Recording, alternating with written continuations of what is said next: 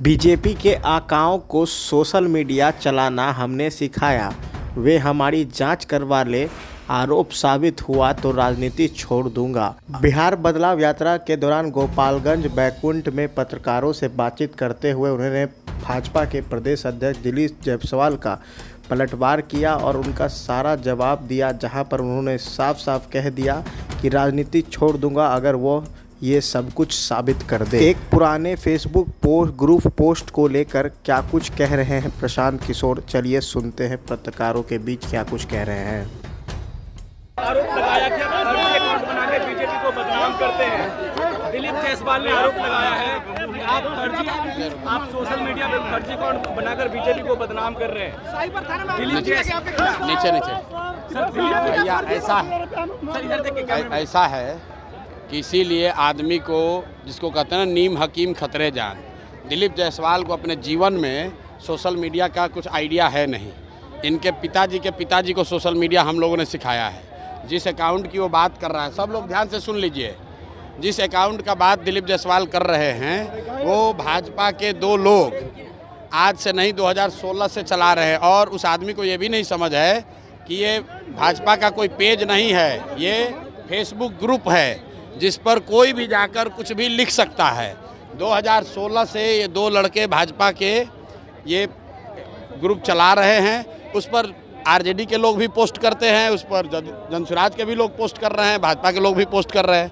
उनको जो केस किए हैं तो उनको कहिए कि तुम्हारा तो सरकार है ना, तुम जाओ और डीजीपी के साथ जाओ, और उसमें अगर एक भी चीज़ गलत निकल जाएगा तो प्रशांत किशोर राजनीति से संन्यास ले लेगा। लेकिन अगर नहीं निकला तो इसको हाथ जोड़कर दिलीप जायसवाल को पूरे बिहार के युवाओं से माफ़ी मांगना चाहिए। इस आदमी को कोई समझ नहीं है। इस आदमी को एक ही चीज़ का समझ है कि कॉलेज कैसे कब्जा किया जाता है। दिलीप जायसवाल का हिस्ट्री आपको बता देते हैं। दिलीप जायसवाल का हिस्ट्री ज़रा सुन लीजिए। सीमांचल में माइनॉरिटी के मेडिकल कॉलेज में ये व्यक्ति कैसे उस कॉलेज को इन्होंने गलत तरीके से कब्जा किया हुआ है, उसकी जांच होनी चाहिए। और बेचारे जो सरदार जी उसके मालिक थे, जिन्होंने उस कॉलेज की स्थापना की, उनकी हत्या हुई, कैसे हत्या हुई, इसकी जांच होनी चाहिए। ये हमको डराने की कोशिश कर रहे हैं। भाई तुम दिल्ली, यहाँ पटना से लेकर दिल्ली तक जितना साइबर एक्सपर्ट है उसको ले आओ और ला कर दिखाओ। अगर प्रशांत किशोर ने, जनसुराज ने गलती की हुई है तो हम लोग मान लेंगे। ये इसको कुछ आइडिया है नहीं, किसी ने बता दिया कि अरे भैया ये भाजपा के ग्रुप में जनसुराज का मैसेज है। तुम भाजपा के ग्रुप में जनसुराज का आदमी नहीं लिखेगा। आप किसी के भी पेज पर जाकर कुछ भी कमेंट कर सकते हैं, उसमें क्या है। आपको लगता है सर चुनाव से पहले आपको बदनाम करने की? अरे भैया बदनाम क्या होगा इसमें?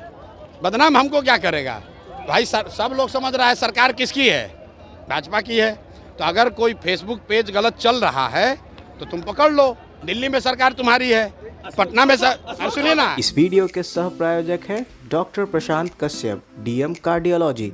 जहां हो छाती दर्द, सांसों का फूलना, चक्कर के साथ बेहोश होना, धड़कन तेज होना, ब्लड प्रेशर बढ़ना घटना या फिर बिना कारण पसीने आना, हार्ट अटैक और घबराने जैसी समस्याओं का होता है बेहतर इलाज। साथ ही उत्तर बिहार में पहली बार world class Philips cath lab machine से होगा आपके बीमारियों का बेहतर इलाज। हमारा पता है डॉक्टर दिनेश सिंह, ज्योति कुंज पी स्कूल के सामने, टीवी टावर के नजदीक, बेगूसराय। अरे भाई सरकार किसका है? बिहार और दिल्ली में सरकार किसका है? फेसबुक पेज पर अगर कुछ गलती है तो तुम पकड़ो, अगर है हिम्मत तो। पत्रकार वार्ता काहे कर रहे हो? और साथ में ये भी कह रहे हैं कि जिस कॉलेज को कब्जा करके बैठे हुए हो उसका भी जांच करा लो, अपनी ही सरकार से करा लो कि उस कॉलेज का मालिक कैसे बने हो। अशोक चौधरी ने कहा है कि आपके ऊपर ज्यादा बात नहीं करेंगे, आपको ज्यादा बराबर नहीं बनाएंगे, ज्यादा बात नहीं। ठीक बात है। अशोक चौधरी के लिए कल मैंने कहा कि हम लोग जानते हैं कि नेता दल बदलते हैं, लेकिन अशोक चौधरी बिहार के सर्वदलीय नेता हैं।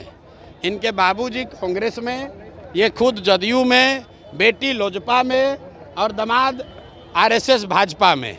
तो भाई एक ही चीज़ बचा हुआ है आरजेडी। अब घर में एक दो और कोई भांजा भगीना होगा, उसको भतीजा को उसको आरजेडी में भी डाल दे। तो ये बिहार की जनता देख रही है कि ये एकमात्र परिवार है जो कि पांचों दल में है। कोई भी किसी दल को वोट दीजिएगा, अशोक चौधरी जी को उसमें लाभ ही लाभ है। अरे मोदी जी आ रहे हैं तो आप लोग देखिए कि सब जिला से बिहार के बच्चों का, बिहार के गरीब जनता के पैसा पर, आपके हमारे पैसा से भीड़ जुटाने के लिए सब सरकारी खर्चा पर बस से ले जाकर भीड़ जुटाया जा रहा है।